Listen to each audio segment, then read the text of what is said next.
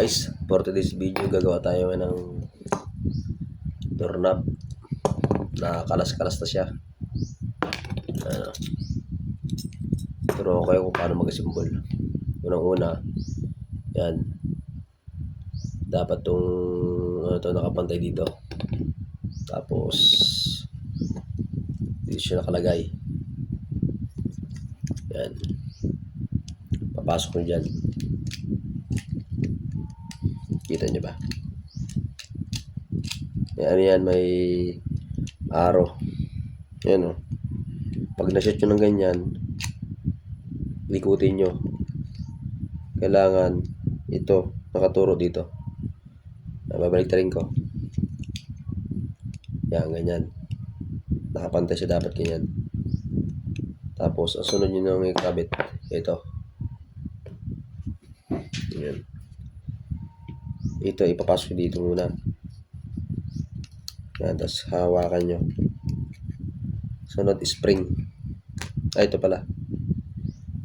Itong may ganito. Yan, dapat dito siya kalagay. Yan. Shoot yun ng ganyan. Tapos ito yung spring yung dalawa. Nag-bull pa nga.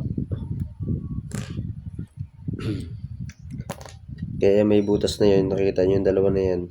Lagyan na niya ng spring. Yan o. O, dyan nyo i-shot. Tapos itutukod nyo dito.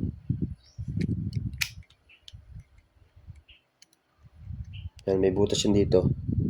Dalawa. Dyan nakalagay yung spring. Yan.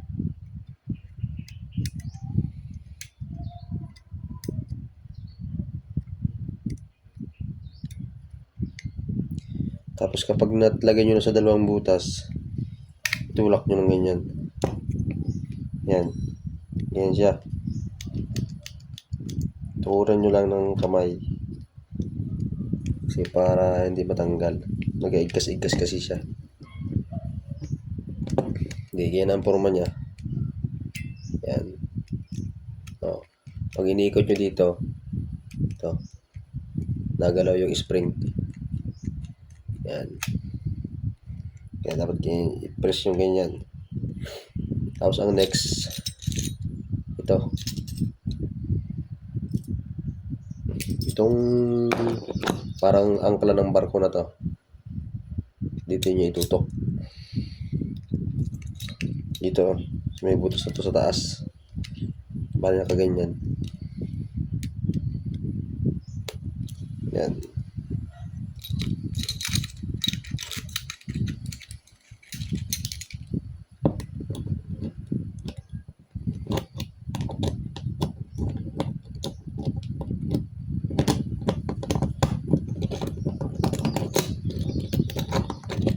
Yan, ishoot nyo dyan.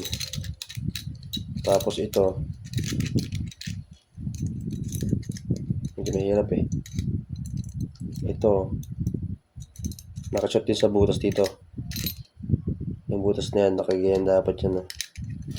Yan, dyan siya kalagay. Dito rin siya nakasentro sa may butas na to. Yung butas na yan, dyan siya ilalagay.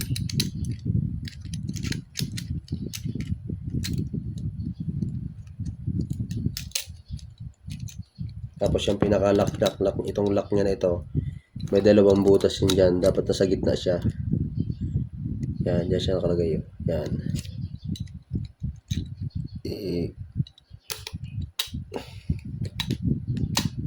Tapos, yan. May lock yan dito. Kabilaan.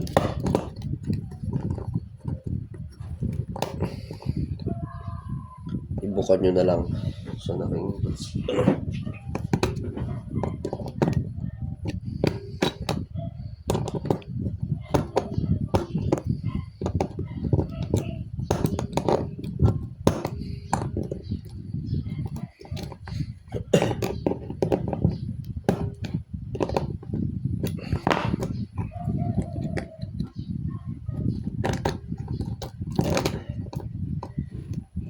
pag na-press nyo ng ganyan, ibalik nyo na yung lock nya.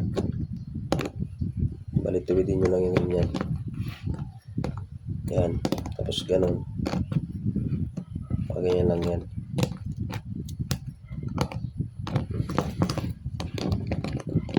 Ayan na. Ayan na siya. Kailangan malak nyo. O, ito yung susian. Pag sinusian dito, yung susi niya. Nang ikot, yung magigas. O. O, okay na. Tapos ikot na yung mga ano niya. Mga part niya.